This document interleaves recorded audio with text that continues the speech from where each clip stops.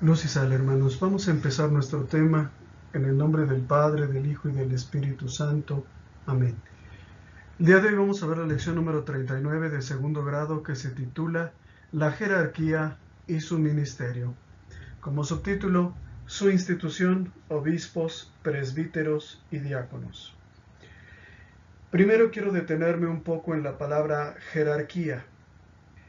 En nuestra sociedad se nos ha enseñado que todos somos iguales, y en nuestro afán de ser iguales hemos llegado incluso a perder el respeto a las diferencias. Los hijos le hablan de tú a los padres, a los abuelos, ¿verdad? Se confrontan con los maestros, y esta idea de jerarquía nos parece contraria a la igualdad y como que choca un poquito en nuestros oídos. Nos cuesta trabajo aceptarla. Para muchos, incluso el solo oír esta palabra ya les parece que es algo negativo. Sin embargo, vamos a ver que la jerarquía, nuestros pastores, nuestros obispos, ocupan un lugar muy importante dentro de la Iglesia Católica, que incluso la propia Iglesia no existiría propiamente si no existiera la jerarquía. ¿Sí? Entonces, cuando decimos jerarquía, regularmente hacemos alusión a dos partes: a los que mandan, que son la jerarquía, y los que obedecen, que son el pueblo, los trabajadores, los empleados, los subalternos, etc. Esto también existe en el pueblo de Dios. El pueblo de Dios también tiene representantes, también tiene gobernantes, también tiene maestros, también tiene personas que de una o de otra manera pues desempeñan un rol muy especial en el pueblo de Dios. Un rol tan especial que pocas veces nosotros, como seglares, como fieles, logramos valorar, y ese es el objetivo de nuestra lección. ¿Quiénes pertenecen a la jerarquía de la Iglesia Católica? Los obispos, incluido el Papa, incluidos los cardenales, que también son obispos. El Papa es obispo de Roma, ¿verdad? Pero también es obispo. Los presbíteros, que son los que regularmente llamamos párrocos, curas o sacerdotes, y los diáconos. El diaconado pues es el grado menor de el orden sacerdotal, y bueno, es las tres partes que componen la jerarquía. Pero vamos por partes. Antecedentes. Habíamos visto que la iglesia es el pueblo de Dios. La iglesia es un pueblo. Y esto es muy importante. O sea, la iglesia no es una idea, ¿sí? La iglesia no es un sentimiento. La iglesia no es un espíritu. La iglesia es una entidad, es un pueblo, es una colectividad, una comunidad, una nación. Y entonces fíjate bien, nosotros pertenecemos a dos pueblos.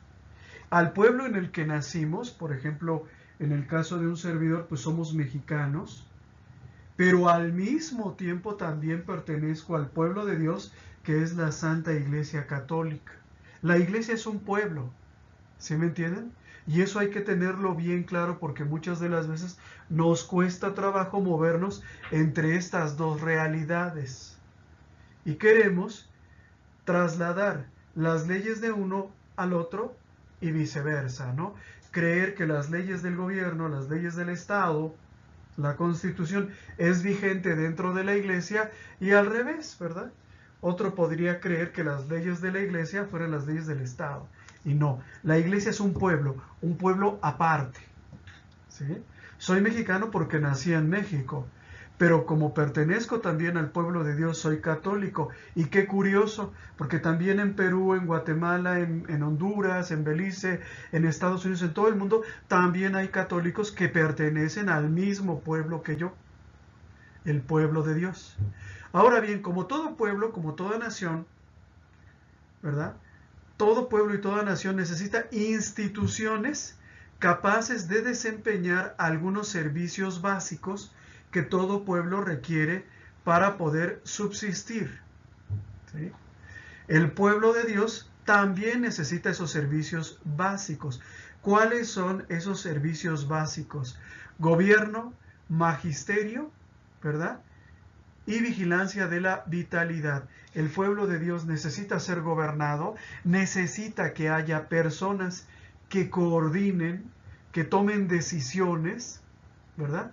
Necesita ser formado, necesita que haya personas que expliquen a otros hermanos lo que ellos necesitan entender para ser miembros activos y productivos del pueblo de Dios. Y también, ¿verdad? Es necesario que alguien vigile la vitalidad, el trabajo, el día a día del pueblo.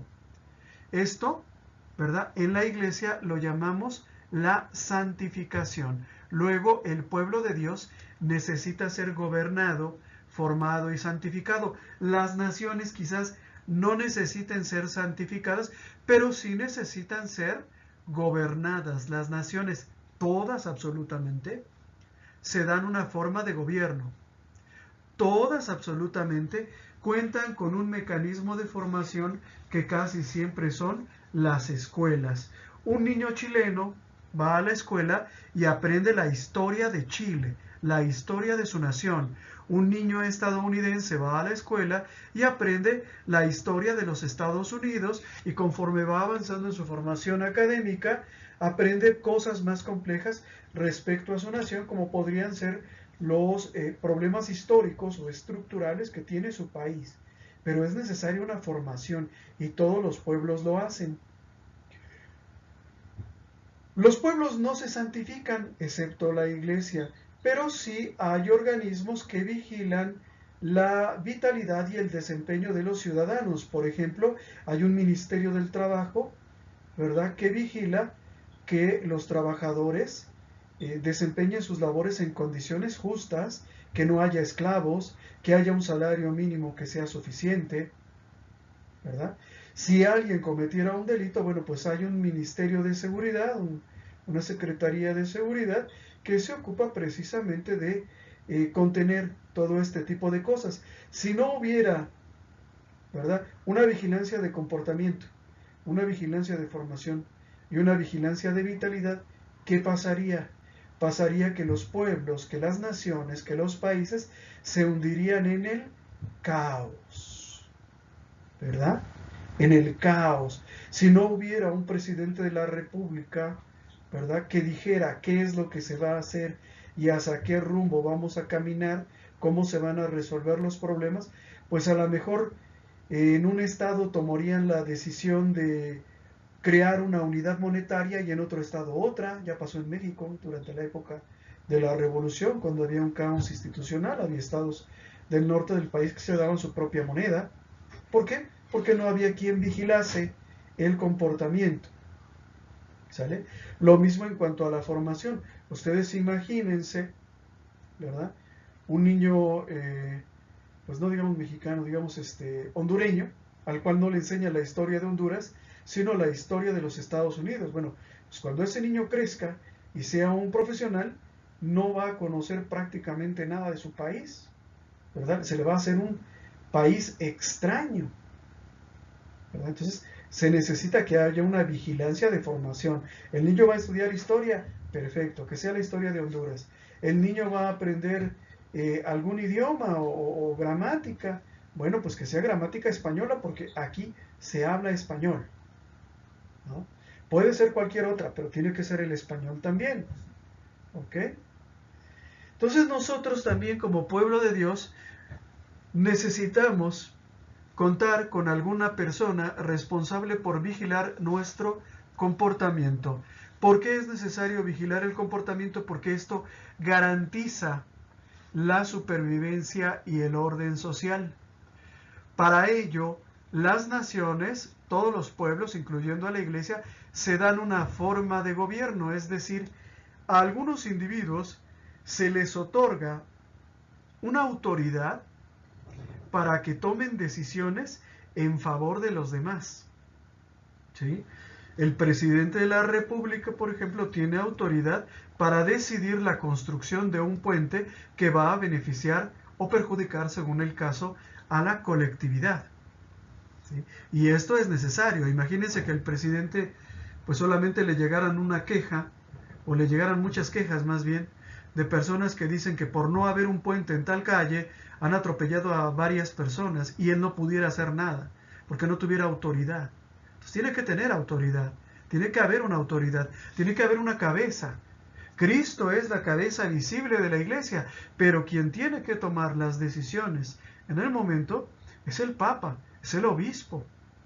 ¿Sí? Entonces también nosotros tenemos una forma de gobierno.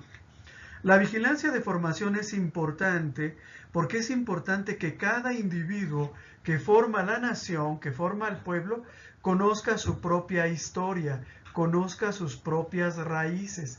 En otras palabras, que conozca su propia identidad.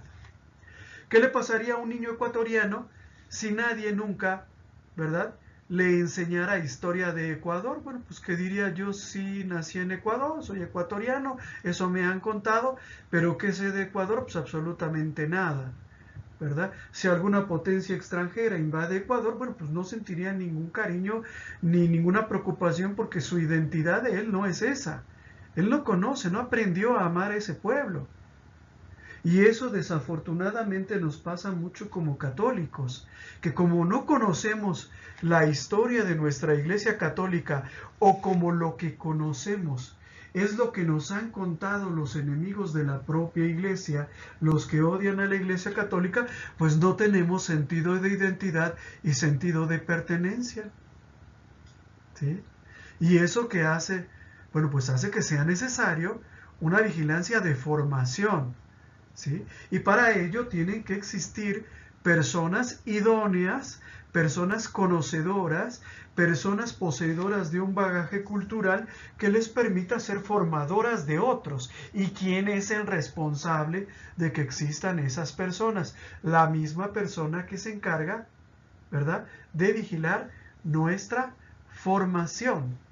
En México, por ejemplo, la Secretaría de Educación Pública se encarga de definir planes y programas de estudio, sí, pero también se encarga de formar profesores que puedan impartir esas asignaturas, ¿sí? Y lo mismo sucede con la Iglesia. El Papa es el responsable de vigilar la formación de toda la Iglesia. En la diócesis, el obispo es el responsable de que haya un seminario, ¿verdad?, que ese seminario tenga un plan de estudios estructurado, pero que además haya personas capaces que pues puedan formar a otros sacerdotes. Entonces fíjense bien, somos un pueblo, somos una nación. O sea, no somos una idea abstracta, no somos un sentimiento, no somos un espíritu que flota en el aire. Y lo mismo tiene que ver con la vigilancia de vitalidad. Por supuesto que todo gobierno tiene la forma de medir la vitalidad del organismo que le toca gobernar. Por ejemplo, en el caso de las naciones, bueno, pues hay una serie de indicadores que le permiten al gobierno saber si las cosas van bien o si las cosas van mal. Si el Producto Interno Bruto en 2019 de México cae 1%, ya te dice que las cosas van mal. Y si en el primer trimestre del año cae 2%, te dice que las cosas están empeorando, ¿no? Bueno, pues también la Iglesia tiene una vitalidad, solo que en la Iglesia Católica, la vitalidad, acuérdense ustedes, ¿quién es el que vivifica la Iglesia? El Espíritu Santo, ¿verdad? El Espíritu Santo. Bueno, pues también nuestros pastores están encargados de vigilar la vitalidad de la iglesia, ¿sí? ¿Cuántos se bautizaron este año? ¿Ha bajado? ¿Ha subido? ¿Cuántos seminaristas hay? ¿Hay más? ¿Hay menos? ¿Qué tenemos que hacer? Tal vez más oración, tal vez una jornada vocacional para jóvenes, etcétera. También en la iglesia tenemos personas que trabajan para que la iglesia desarrolle su misión en el mundo. ¿Y cuál es la misión de la iglesia en el mundo? Ya lo hemos dicho muchas veces: la salvación de todos los hombres. De esa manera, al coadyuvar a la salvación de los hombres, cumplimos nuestra misión en el mundo, cumplimos, se podría decir, con nuestro destino. La vida institucional del pueblo cristiano, la vida institucional de la Iglesia Católica, es diferente a la de los otros pueblos. En algunos casos se parece, pero no necesariamente es igual.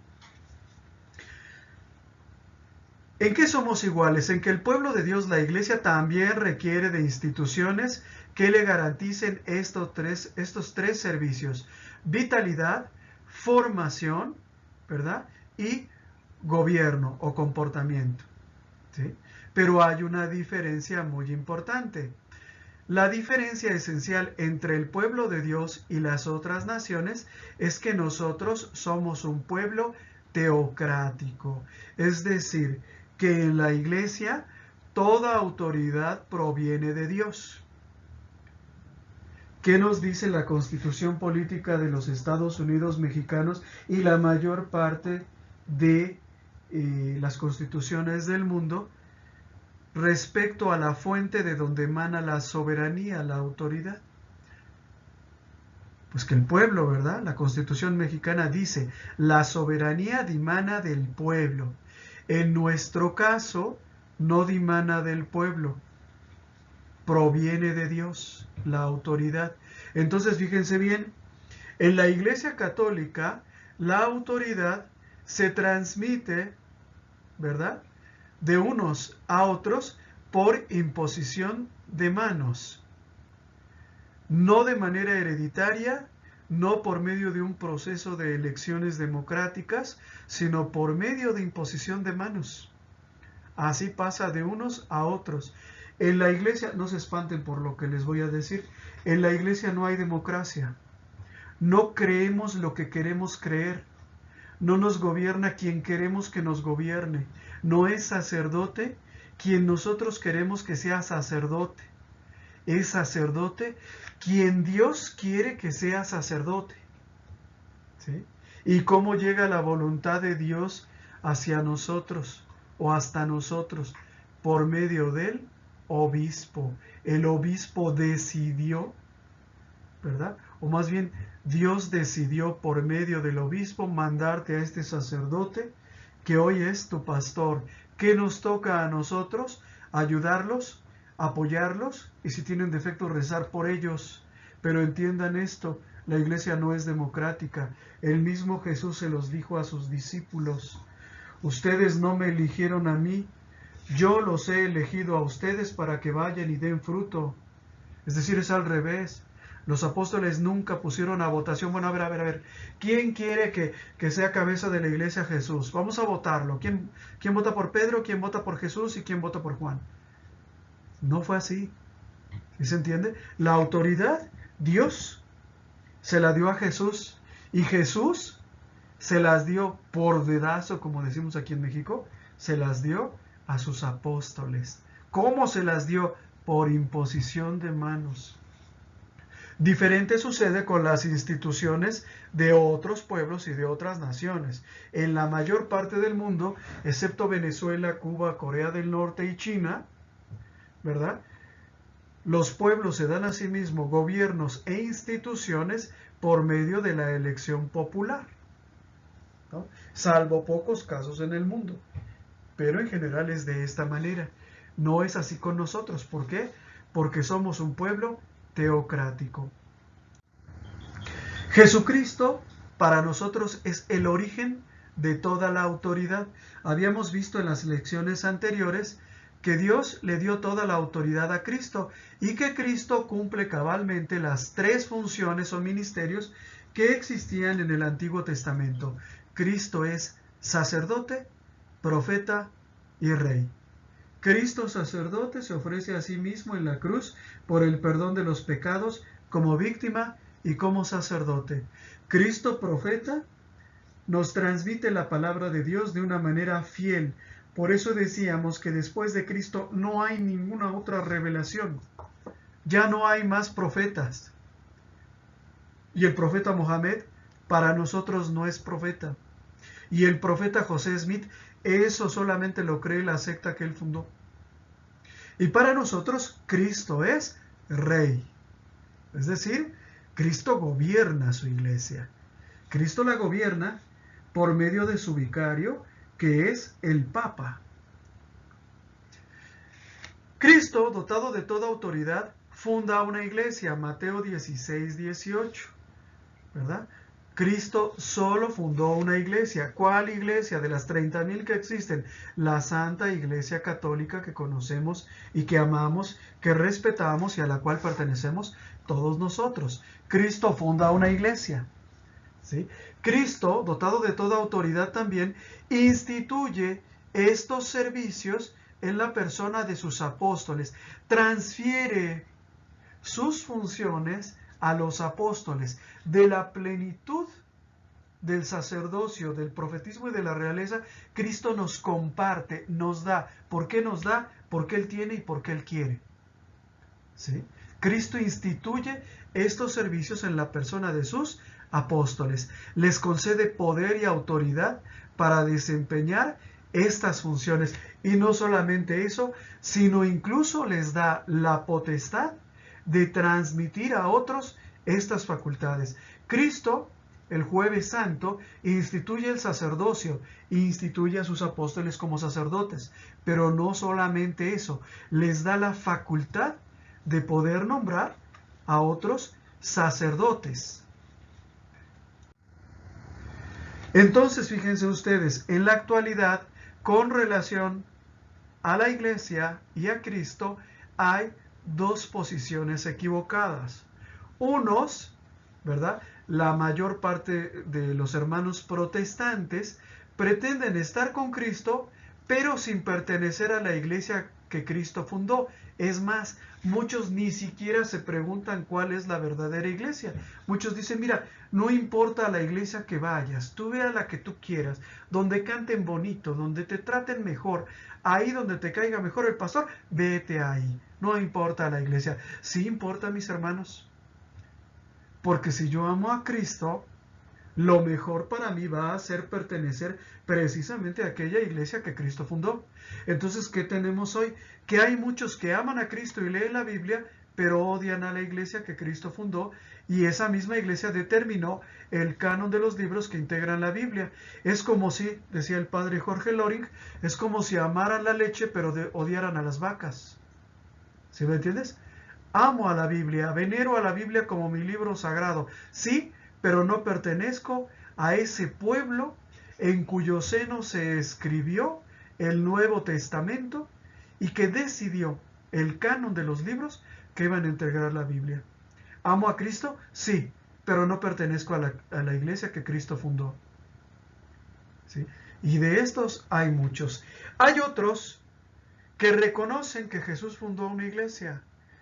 Reconocen que Jesús le dio poder a sus apóstoles para perdonar los pecados y para desempeñar su ministerio sacerdotal, profético y real. Sí lo reconocen, pero dicen que con la muerte del último de los apóstoles cesó toda institución en la iglesia. Es decir, una vez que muere el último de los apóstoles, que fue Juan, acuérdense que en el grupo de los discípulos, Juan era el más joven, dice, pues una vez que muere Juan, muere el sacerdocio de los apóstoles, muere su profetismo y muere su realeza. Solamente revive hasta que llega José Smith, hasta que llega Charles Russell, hasta que llega esta Annie Woodwhite, hasta que llega el hermano Aarón, hasta que llega no sé cuántos llegaron, ¿no? En ese momento ya la iglesia ahora sí comienza a subsistir con su realeza, su sacerdocio, su profecía. Falso, falso. Porque los que piensan así suponen erróneamente que Jesucristo solamente oraba, velaba y se preocupaba por la primera generación de cristianos. Y no fue así. Cristo, el sacrificio redentor de Cristo lo realizó, por supuesto, por los hombres de su época, por los pecadores que necesitaban ser redimidos de su época, pero también de todas las épocas, incluyendo la nuestra. ¿Sí? Cristo se preocupó por las futuras generaciones de cristianos. En Juan capítulo 17, versículos del 20 al 23, leemos que Jesús hace oración por sus apóstoles y discípulos y dice, no ruego solamente por ellos, sino también por los que, gracias a su palabra, la de los apóstoles y discípulos, creerán en mí. Que todos sean uno, como tú, Padre, estás en mí y yo en ti. Que también ellos sean uno en nosotros, para que el mundo crea que tú me enviaste. Jesús no solamente va a orar por aquellas nuevas generaciones de cristianos, sino que va a rogar para que nos mantengamos unidos. ¿Sí lo hicimos? No lo hicimos, ¿verdad? Desde 1520 inició el movimiento protestante. Ya van fundadas más de 30,000 comunidades religiosas. En Mateo 28:20, Jesús les dice con cariño a sus apóstoles antes de irse, antes de ascender al cielo, yo estoy con ustedes todos los días hasta el fin de la historia. Palabra de Dios, te alabamos, Señor. En algunas otras traducciones dice, yo estoy con ustedes todos los días hasta el fin del mundo. Pregunta, ¿cómo se quedó Jesús con nosotros todos los días hasta el fin del mundo? Si estuviera aquí un protestante me diría por medio de la Biblia. Mentira. La Biblia solo existe a partir del año 362 y solo fue solemnemente aprobada con el canon de 73 libros en el concilio de Hipona en 393. Jesucristo no se quedó en la Biblia, no se quedó en el libro. Entonces, ¿en dónde se quedó? ¿Dónde? En la Santa Eucaristía. Ahí se quedó Jesús. Hagan esto en memoria mía. Vamos a ver ahora cuál es el fundamento bíblico de las instituciones eclesiásticas. Primero, habíamos dicho que Jesucristo transmite su misión y sus ministerios. Vamos a ver cómo los transmite. Juan capítulo 17, versículos del 7 al 8 dice, ahora saben que todo lo que me has dado, le dice Jesús a su Padre, a Yahvé, ahora saben que todo lo que me has dado viene de ti, porque les comuniqué las palabras que tú me diste. Ellos han reconocido verdaderamente que yo salí de ti y han creído que tú me enviaste. Todo lo que Jesús nos da, incluyendo su palabra, procede del Padre. Más adelante, en los versículos 18 y 19, Jesús continúa su oración. Así como tú me enviaste, le dice a Yahvé, así como tú me enviaste al mundo, yo también los envío al mundo. Por ellos me consagro, para que también ellos sean consagrados en la verdad. Es decir, la misión de salvar a la humanidad proviene de Dios. Dios envía a Cristo, pero Cristo a su vez envía a la iglesia, la envía en la persona de los apóstoles y en la persona de los discípulos, dándoles poder suficiente para realizarlo. Sería un contrasentido que los enviara y que no les diera poder. De hecho, hay una cita bíblica, ¿no?, en donde dice que Jesús les da poder para expulsar a los demonios, para sanar. Entonces, fíjense bien, Dios es el punto de partida de la misión, ¿Cuál misión? Salvar a la humanidad. El Padre envía al Hijo a salvar al mundo. El Hijo envía a los apóstoles a continuar su misión. Y los apóstoles, ¿verdad?, antepasados de nuestros actuales obispos, transmitieron la misión a las futuras generaciones de cristianos.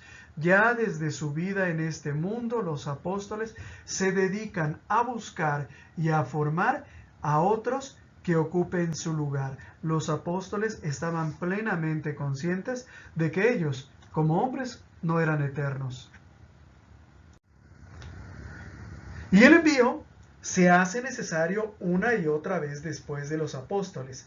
En Romanos 10:14, San Pablo nos dice, en relación a aquellos que no conocen a Cristo, dice San Pablo, pero ¿cómo invocarlo sin creer en Él?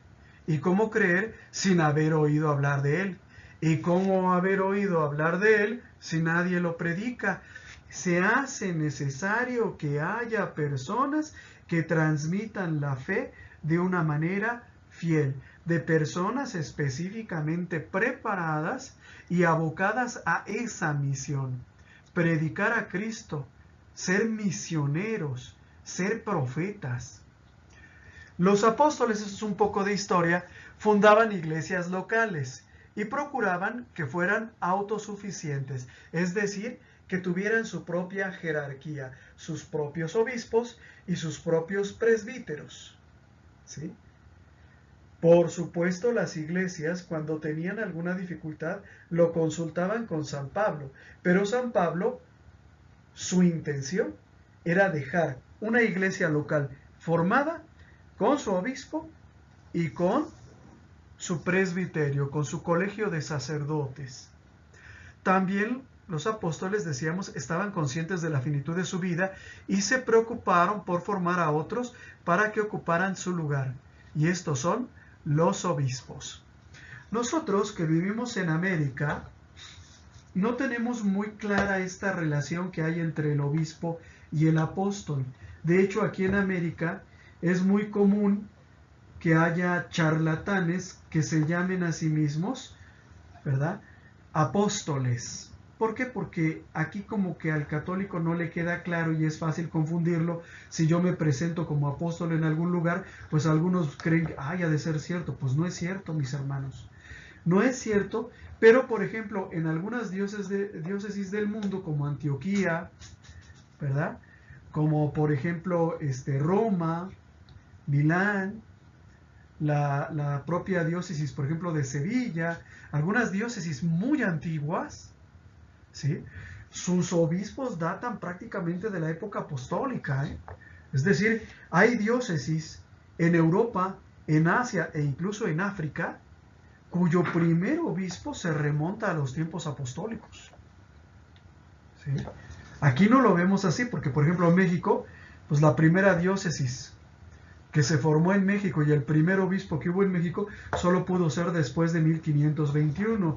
En ese mismo momento estaban haciendo las sectas protestantes en Europa. ¿Sí? Entonces por eso para nosotros no es muy claro, pero los obispos son verdaderamente, debo decir históricamente, sucesores de los apóstoles. Y el envío ha continuado de manera ininterrumpida desde entonces. Vamos a ver cómo San Pablo, por ejemplo, hacía estos envíos, cómo formaba, cómo instituía un clero y cómo además se preocupaba por el futuro. En la carta a los Filipenses, capítulo 1, versículo 1, San Pablo se presenta a sí mismo y dice: Pablo y Timoteo, servidores de Cristo Jesús, saludan a todos los santos en Cristo Jesús que se encuentran en Filipos. ¿Verdad? ¿Qué es Filipos? Es una isla de Grecia. Ahí San Pablo había fundado una iglesia local. Entonces San Pablo los saluda, y los saluda como hermanos, los saluda como santos, los llama santos, pero también les dice algo que es muy importante para nosotros. Así como también a los que presiden la comunidad y a los diáconos. Es decir, saluda a toda la comunidad, pero muy especialmente a sus obispos, a sus sacerdotes y a sus diáconos. En la carta a Tito, San Pablo no regaña, pero sí le da instrucciones a Tito y le dice: te dejé en Creta, que es Creta, una isla de Grecia. ¿Y por qué de Grecia? ¿Por qué Filipos? ¿Por qué Creta? Porque en las épocas de San Pablo, para pasar de Asia a Europa, solo podía ser, la mayor parte de los casos, por medio de Grecia, a través de lo que hoy llamamos el estrecho del Bósforo, que es una porción de mar relativamente pequeña, fácil de navegar y mucho más fácil para cruzar. Por supuesto había barcos, ¿no?, que podían ir directamente de Tiro, de Sidón, ciudades portuarias del Medio Oriente, directamente a Roma. Sí, pero la mayor parte del paso se daba por ese estrecho, también por mar, porque no había puente, pero era un paso un poco más corto. Te dejé en Creta para que solucionaras los problemas existentes. ¿Cuáles problemas? Vamos a ver. Y pusieras presbíteros en todas las ciudades, de acuerdo con mis instrucciones. Es decir, dejases sacerdotes encargados en cada ciudad. Y le dice cómo deben ser esos sacerdotes, esos presbíteros. La palabra presbítero quiere decir anciano, ¿sí? Dice San Pablo, deben ser hombres intachables, casados una sola vez. Acuérdense que en aquellas épocas sí se permitía que hubiera hombres casados fungiendo como sacerdotes. Es preciso que los hijos de estos presbíteros, de estos sacerdotes, sean creyentes, sean hombres de fe. Si no pudo transmitirle la fe a sus hijos, ¿ustedes creen que se las va a transmitir a otros? Pues no. Si no pude con mis hijos, imagínate con otros.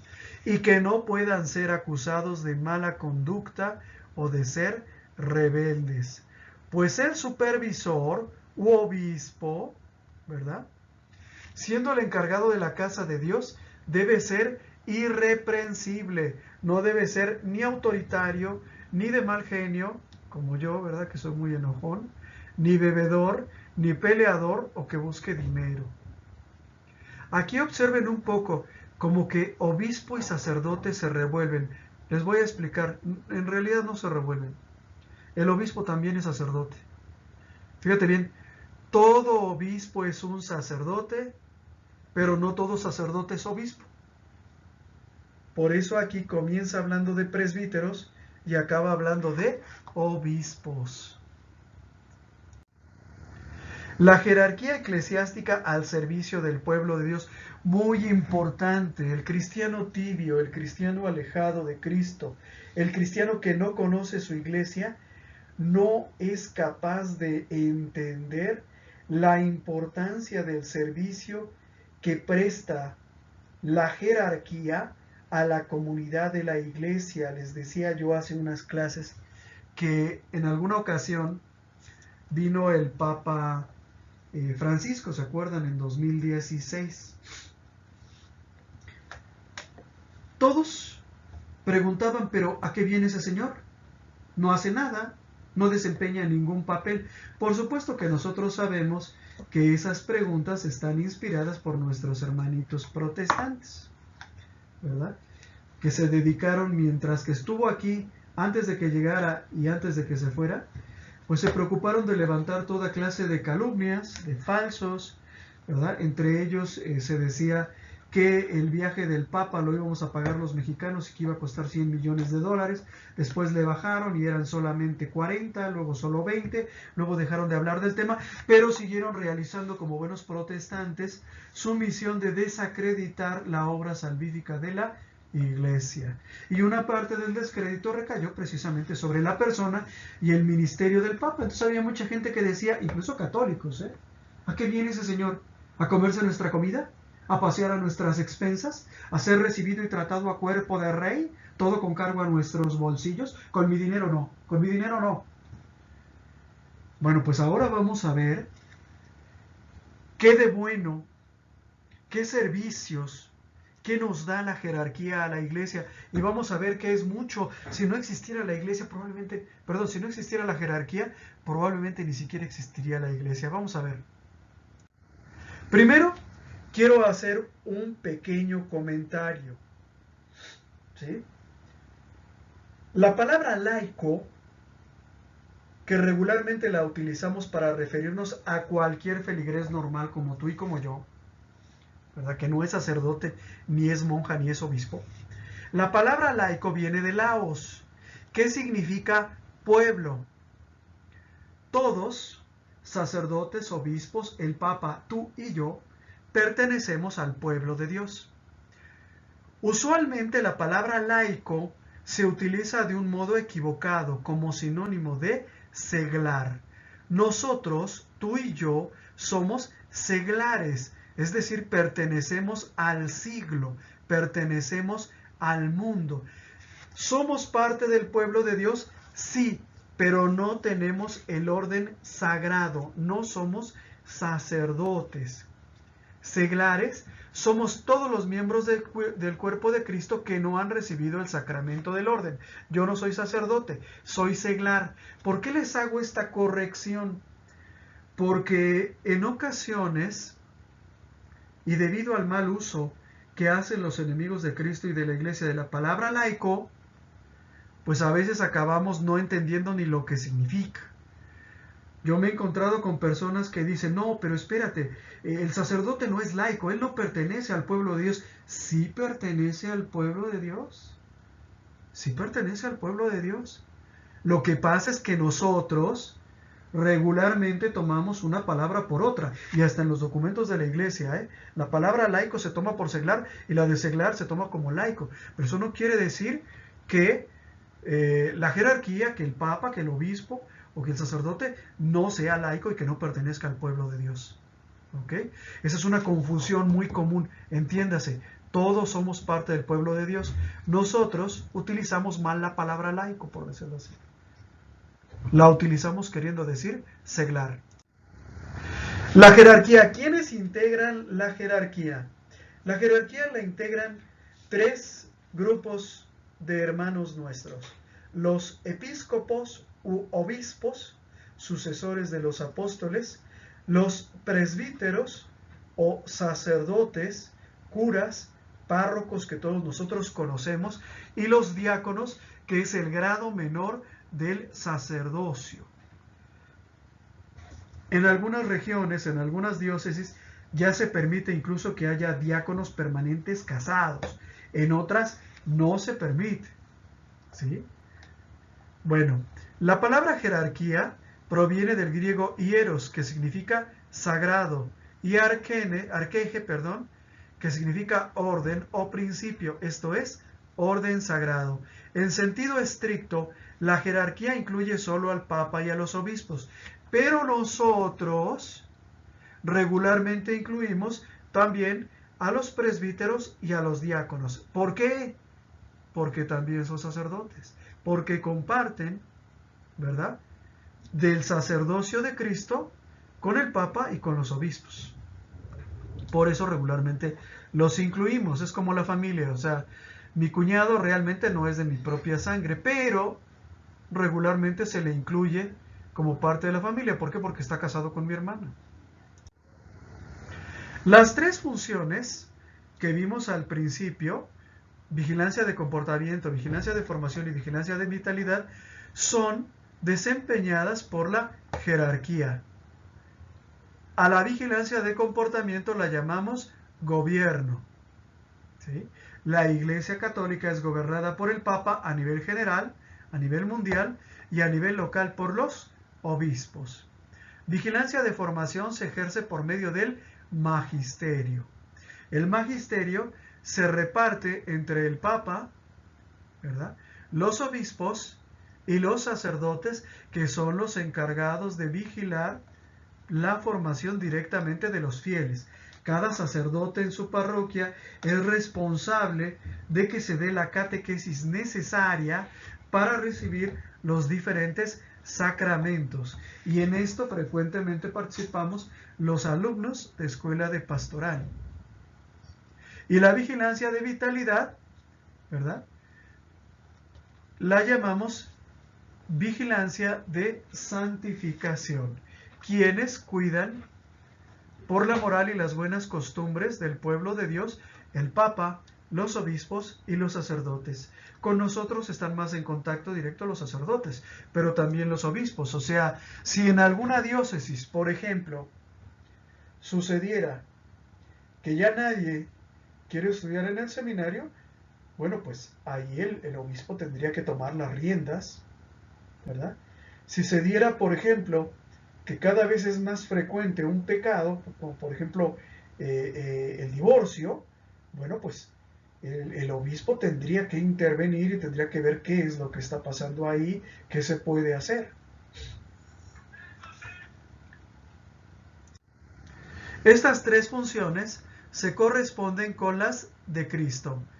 Cristo es la fuente de toda autoridad en la iglesia y las funciones que existen en la iglesia, todas ellas brotan de Cristo. Por ejemplo, la función de gobierno que existe en la iglesia corresponde a la realeza de Cristo. ¿Sí? Cristo es rey, Cristo gobierna, Cristo impera, Cristo manda. La función de magisterio corresponde al profetismo de Cristo y la de santificación corresponde al sacerdocio de Cristo. Entonces vean, no hay ningún invento, ¿sí? No es que la iglesia haya decidido en un determinado momento que iba a nombrar a personas para que ofrecieran la Eucaristía. No, todo proviene ¿de quién? De Cristo, sumo y eterno sacerdote.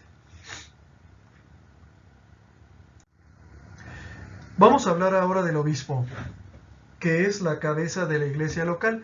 En la fotografía, el obispo de Ecatepec, la diócesis a la cual yo pertenezco, de la cual soy feligrés o ciudadano, como lo quieran ver.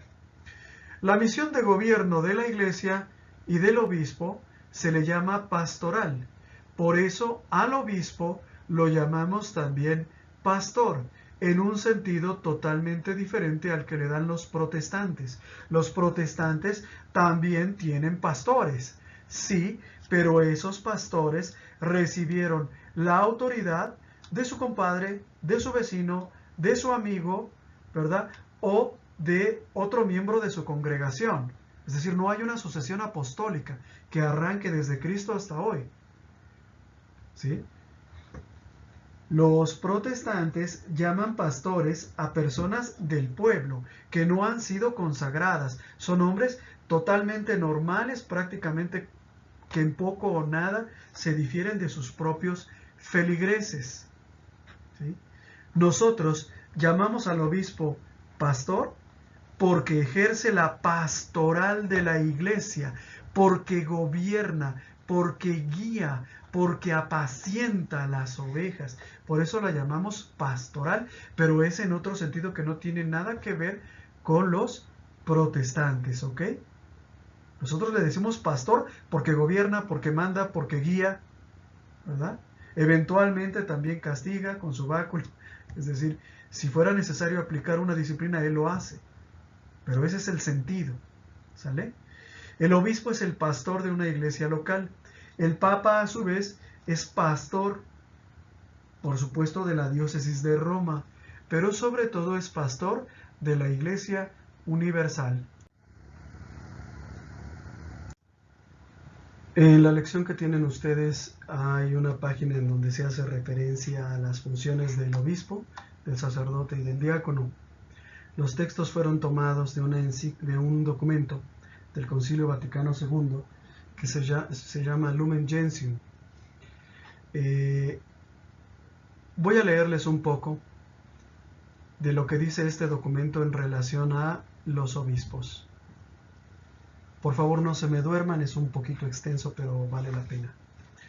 Los obispos rigen como vicarios y legados de Cristo las iglesias particulares que les han sido encomendadas, con sus consejos, con sus exhortaciones, con sus ejemplos, pero también con su autoridad y sacra potestad, de la que usan únicamente para edificar a su grey en la verdad y en la santidad, teniendo en cuenta que el que es mayor ha de hacerse como el menor, y que el que ocupa el primer puesto como el servidor. Esta potestad que personalmente ejercen en nombre de Cristo es propia, ordinaria e inmediata, aunque su ejercicio esté regulado en definitiva por la suprema autoridad de la Iglesia y pueda ser circunscrita dentro de ciertos límites con miras a la utilidad de la Iglesia o de los fieles. En virtud de esta potestad, los obispos tienen el sagrado derecho y ante Dios el deber de legislar sobre sus súbditos, de juzgarlos y de regular todo cuanto pertenece a la organización del culto y del apostolado.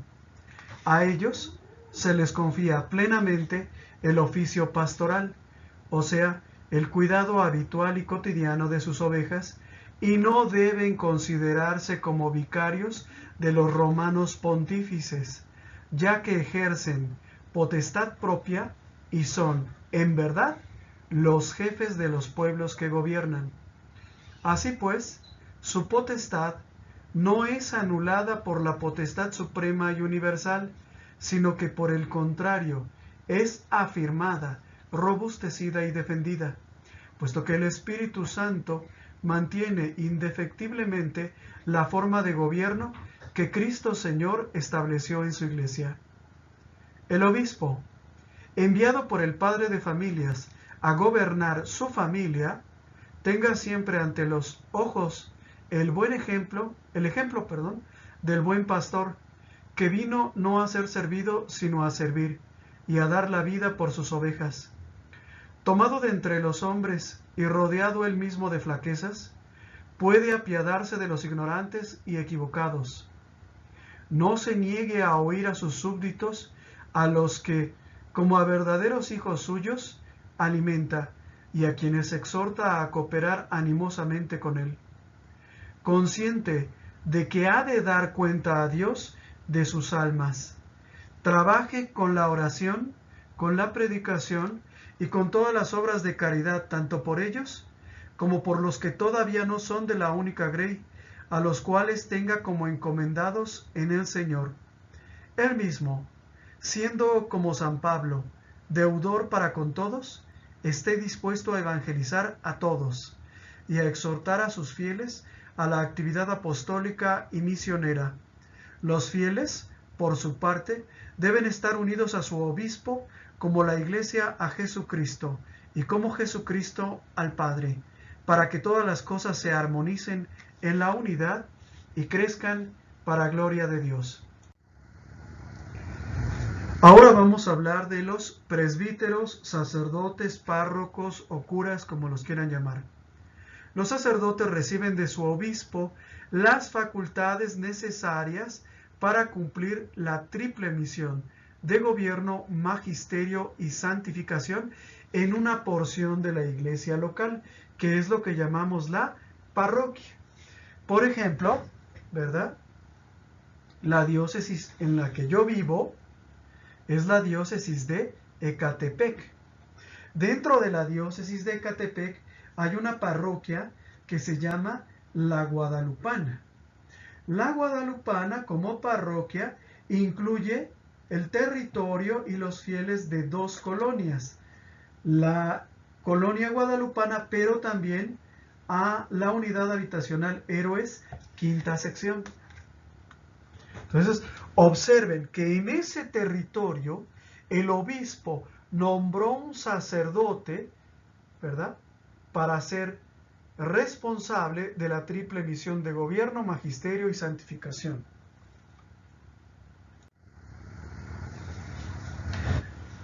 Cristo, a quien el Padre santificó y envió al mundo, ha hecho partícipes de su consagración y de su misión por medio de sus apóstoles a los sucesores de estos, es decir, a los obispos, los cuales han encomendado legítimamente el oficio de su ministerio en distinto grado a diversos sujetos en la Iglesia. Así, el ministerio eclesiástico de institución divina es ejercido en diversos órdenes por aquellos que ya desde antiguo vienen llamándose obispos, presbíteros y diáconos. Los presbíteros, aunque no tienen la cumbre del pontificado y dependen de los obispos en el ejercicio de su potestad, están, sin embargo, unidos con ellos en el honor del sacerdocio y en virtud del sacramento del orden. Han sido consagrados como verdaderos sacerdotes del Nuevo Testamento, a imagen de Cristo, sumo y eterno sacerdote, para predicar el Evangelio y apacentar a los fieles y para celebrar el culto divino. Participando en el grado propio de su ministerio del oficio del único mediador, Cristo, anuncian a todos la divina palabra, pero su oficio sagrado lo ejercen sobre todo en el culto o asamblea eucarística, donde, obrando en nombre de Cristo y proclamando su misterio, une las oraciones de los fieles al sacrificio de su cabeza y representan y aplican en el sacrificio de la misa hasta la venida del Señor, el único sacrificio del Nuevo Testamento, a saber, el de Cristo, que se ofrece a sí mismo al Padre de una vez por todas como hostia inmaculada, para con los fieles arrepentidos o enfermos, desempeñan principalmente el ministerio de la reconciliación y del alivio, y presentan a Dios Padre las necesidades y súplicas de los fieles, ejerciendo, en la medida de su autoridad, el oficio de Cristo, pastor y cabeza, reúnen la familia de Dios como una fraternidad, animada con espíritu de unidad, y la conducen a Dios Padre por medio de Cristo en el Espíritu. En medio de la grey, le adoran en espíritu y en verdad, se afanan finalmente en la palabra y en la enseñanza, creyendo aquello que leen cuando meditan la ley del Señor, enseñando aquello que creen, imitando lo que enseñan. Los presbíteros, próvidos cooperadores del orden episcopal y ayuda e instrumento suyo, llamados para servir al pueblo de Dios, forman, junto con su obispo, un solo presbiterio, dedicado a diversas ocupaciones. En cada una de las congregaciones locales de fieles representan al obispo, con el que están confiada y animosamente unidos, y toman sobre sí una parte de la carga y solicitud pastoral y la ejercen en el trabajo diario.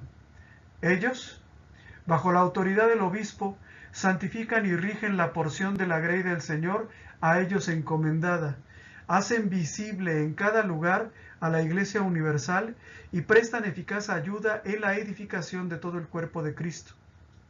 Preocupados siempre por el bien de los hijos de Dios, procuren cooperar en el trabajo pastoral de toda la diócesis e incluso de toda la Iglesia. Por esta participación en el sacerdocio y en la misión, los presbíteros reconozcan verdaderamente al obispo como a Padre suyo y obedézcanle reverentemente. El obispo, por su parte, considera a los sacerdotes sus cooperadores como hijos y amigos, a la manera en que Cristo a sus discípulos no los llama ya siervos, sino amigos.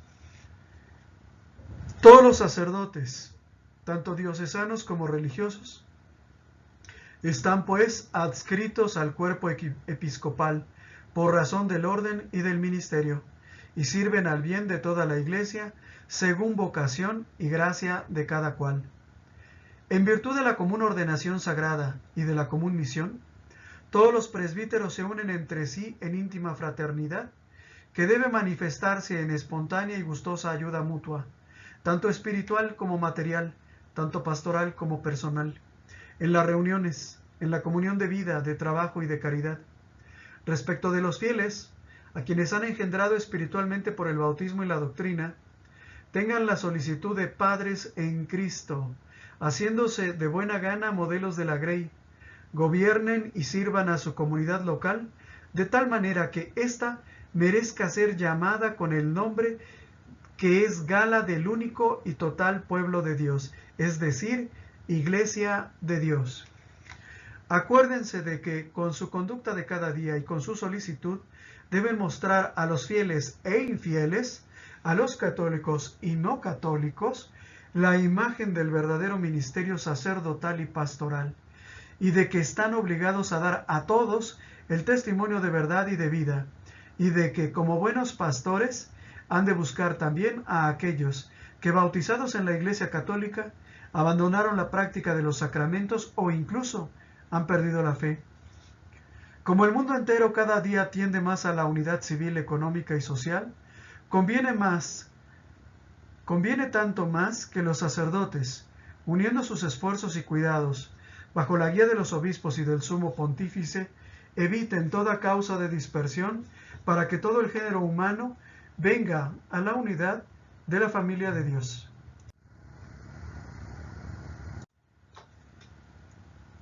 Con relación a los diáconos, Lumen Gentium 29 nos dice: en el grado inferior de la jerarquía están los diáconos, que reciben la imposición de las manos no en orden al sacerdocio, sino en orden al ministerio. Así, confortados con la gracia sacramental, en comunión con el obispo y su presbiterio, sirven al pueblo de Dios en el ministerio de la liturgia, de la palabra y de la caridad. Es oficio propio del diácono, según le fuere asignado por la autoridad competente, administrar solemnemente el bautismo, reservar y distribuir la Eucaristía, asistir al matrimonio y bendecirlo en nombre de la Iglesia, llevar el viático a los moribundos, leer la Sagrada Escritura a los fieles, instruir y exhortar al pueblo, presidir el culto y la oración de los fieles, administrar los sacramentales, presidir el rito de los funerales y sepultura, dedicados a los oficios de la caridad y de la administración. Recuerden los diáconos el aviso del bienaventurado Policarpo: misericordiosos, diligentes, procediendo conforme a la verdad del Señor, que se hizo servidor de todos. Ahora bien, como estos oficios, necesarios en gran manera a la vida de la Iglesia, según la disciplina actualmente vigente de la Iglesia latina, difícilmente pueden ser desempeñados en muchas regiones, se podrá restablecer en adelante el diaconado como grado propio y permanente de la jerarquía. Corresponde a las distintas conferencias territoriales de obispos, de acuerdo con el mismo sumo pontífice, decidir si se cree oportuno y en dónde el establecer estos diáconos para la atención de los fieles.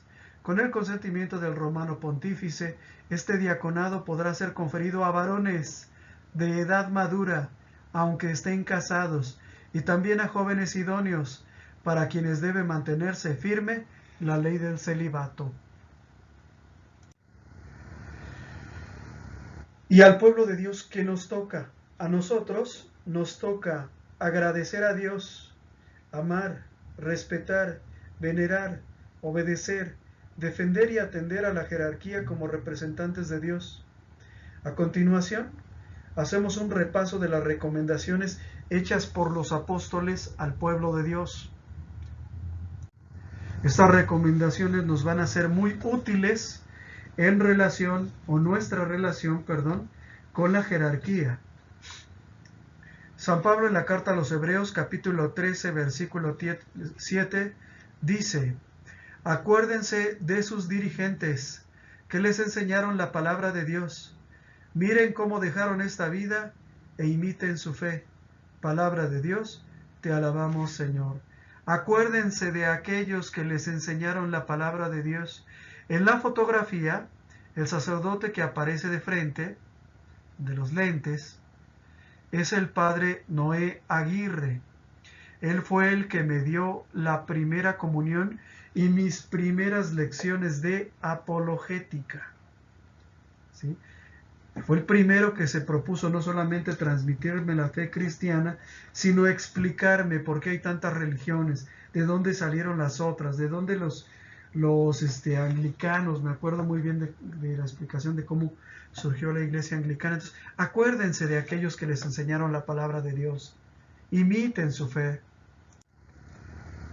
En la carta a los Hebreos, San Pablo nos dice: obedezcan a sus dirigentes y estén sumisos, pues ellos se desvelan por sus almas, de las cuales deberán rendir cuenta.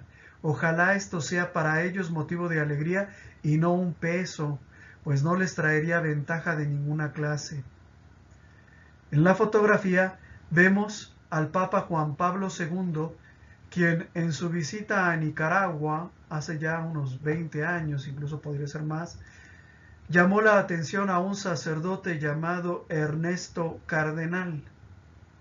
Este sacerdote, sin consultar, sin permiso, se había hecho funcionario del gobierno comunista de Nicaragua, el cual se daba vuelo asesinando nicaragüenses y asesinando sacerdotes. En esa fotografía, el sacerdote de rodillas escucha, ¿verdad?, los regaños de Juan Pablo II. Me parece que al final de su vida este sacerdote sí se arrepintió, ¿verdad?, y murió en paz con la iglesia. ¿Ok? Entonces, San Pablo nos llama a ser obedientes con nuestros sacerdotes y con nuestros obispos, dice, porque ellos se desvelan por la salvación de sus almas, porque ellos van a tener que rendir cuentas de ustedes. Y eso es una gran responsabilidad, dice. Para ellos, ojalá y no sea un dolor de cabeza, pero tampoco va a ser bueno para nosotros, ¿eh? Si yo me pierdo, le van a pedir cuentas a mi obispo, pero eso no va a ser bueno para mí. Bueno, seguimos. En la carta a los Hebreos, capítulo 13, versículo 20, San Pablo nos dice: que los bendiga el Dios de la paz, que rescató de entre los muertos a Jesús, nuestro supremo Señor, nuestro Señor, pastor supremo de las ovejas, por haber derramado la sangre de la alianza eterna. Es decir, San Pablo nos dice lo que dicen muchas veces los protestantes, que el sumo y eterno sacerdote, el pastor supremo de la iglesia, la cabeza de la iglesia es Cristo. Sí, eso es verdad. Pero Cristo delegó su autoridad en otros. ¿Quiénes otros? Sus apóstoles. Y los apóstoles, a su vez, transmitieron su misión a los obispos. Pero nadie niega que Jesús sea el sumo y eterno sacerdote. Nadie niega que Jesús sea cabeza de la iglesia. En la primera carta de Pedro, capítulo 2, versículo 25, San Pedro nos dice que el pastor es el guardián de nuestras almas. Dice San Pedro, pues eran ovejas descarriadas, pero han vuelto al pastor y guardián de sus almas. Se refiere a Cristo, por supuesto que Él es el sumo y eterno sacerdote, Él es el buen pastor, pero en nombre de Cristo nuestros sacerdotes se dedican a la cura de almas, por eso se le llama al sacerdote también cura, ¿sí? Remedio, medicina. Reflexiones personales. He sido consciente del valor de las sagradas instituciones, así como de quienes, salidos de entre los hombres, nos sirven. ¿Sé oponerme al mundo que no conoce el valor de los pastores? ¿O me uno a él con indiferencia, vergüenza y falta de valor? Cuando escuchas que están hablando mal del Papa, que están hablando mal del obispo, que están calumniando al sacerdote, ¿qué haces? ¿Te callas y haces como que la Virgen te habla? ¿Eres cobarde, verdad? ¿Y finges que no oíste? ¿O defiendes a tu sacerdote, defiendes a tu obispo y defiendes al Papa? Yo defiendo al Papa, yo defiendo al sacerdote, ¿eh? Y me he ganado muchos enemigos por eso. Incluso dentro de mi propia familia he tenido pleitos. ¿Por qué? Pues porque hay mucha gente que goza diciendo chismes en relación a los sacerdotes. Hay mucha gente que goza levantando calumnias, sobre todo los protestantes que les encanta, ¿verdad? Hay mucha gente que goza y mucho católico tonto que todo lo que escucha lo cree, que no comprueba nada, que no investiga nada, simplemente le dice, mira, tal sacerdote en aquel lado hizo esto, lo creo. Ni siquiera preguntan, ¿qué tal obispo hizo esto? Lo creo. Ni siquiera preguntan. Yo llevo 25 años de que regresé a la Iglesia Católica y les voy a decir una cosa. Nunca he sabido de un solo sacerdote que abuse de niños. Aunque los enemigos de Cristo, los protestantes y todos ellos se la pasen diciendo que los sacerdotes violan a los niños, yo nunca he conocido a uno que lo haga. He conocido, por supuesto, a uno que era demasiado severo para llamarles la atención. Para mi gusto era demasiado severo. ¿Sí? He conocido a otro que se decía que era homosexual, cosa que nadie podía comprobar, y si así fuera, sería su pecado. Yo tengo los míos y yo debo de tratar de corregir los míos. Si mi sacerdote está mal, si mi sacerdote tiene un pecado, yo debo de hacer oración por él, y por supuesto también debo hacer oración por mis pecados, porque yo también tengo. O sea, muchas de las veces el que juzga es más pecador que aquel a quien está juzgando. ¿Sí? Juzgamos al homosexual, juzgamos al cobarde, juzgamos al tibio, pero a lo mejor nosotros somos más tibios, más cobardes y más depravados que aquel a quien estamos juzgando. Entonces hay que defender a nuestra iglesia, hermanos. No hay que ser cobardes. No se trata de que ofendas a las personas, por supuesto, pero tienes que levantar tu voz. Oye, si enfrente de mí alguien dice, es que todos los sacerdotes violan a los niños, me perdona, hermano, pero eso no es cierto. Yo no conozco ni uno solo. Y mire que yo estoy bien metido. Y mire que yo llevo 25 años prestando servicio. Y mire que he conocido infinidad de sacerdotes. Al contrario, debo decirle que he conocido a otros muy santos. Pero ¿qué pasa cuando nos quedamos callados para no tener problemas? Tiene que tener un costo, ¿eh? Déjame decirte una cosa. Yo les he dicho que a mí por estas lecciones que doy hay gente que me manda mensajes para ofenderme, para insultarme, para pedirme que no hable de determinados temas, ¿verdad? Sí, no hables del aborto, pero no digas que el presidente López Obrador lo promueve. Di que está mal, todo lo que quieras. Pide que hagan oración para que se acaben los abortos, pero no digas que es Morena, López Obrador y su partido el que lo promueve. Eso no lo digas. ¿Por qué no lo voy a decir? ¿Por qué me voy a callar? Si ofendes a mi iglesia va a tener un costo, hermano. Va a tener un costo. Y te voy a decir qué costo. Vas a perder mi amistad. Porque yo no te lo voy a pasar por alto. Yo no. Hay muchos católicos cobardes que sí lo van a hacer, pero yo no. ¿Sale? Bueno. Nos ponemos todos de pie y decimos juntos, fuerte y claro: Señor, que toda mi vida te sirva en mi obispo. Muchas gracias, hermanos. Perdón por el tono de voz, ¿verdad? Perdón si me alteré un poquito. Yo los amo mucho y por eso hago este esfuerzo de hacer las lecciones. No recibo ni un centavo, o sea, lo hago pues por amor, como se dice, ¿no? Y y pues que Dios los bendiga. Nos vemos la próxima semana. Estudien, lean, investiguen, por favor, investiguen. Y bueno, pues nos veremos por aquí si Dios nos presta vida la próxima semana. En el nombre del Padre, del Hijo y del Espíritu Santo. Amén. Marchemos en paz en el nombre de Cristo y de María Santísima. Muchas gracias por tu atención. Esperamos que este video haya sido de tu agrado. Nuestro trabajo se mantiene gracias a las aportaciones de amigos y benefactores. Si nace de tu corazón hacer alguna aportación y tienes posibilidad de hacerlo, aquí te dejo mis datos bancarios. Si no puedes hacer alguna aportación, con una oración es más que suficiente. Que Dios te bendiga y muchas gracias.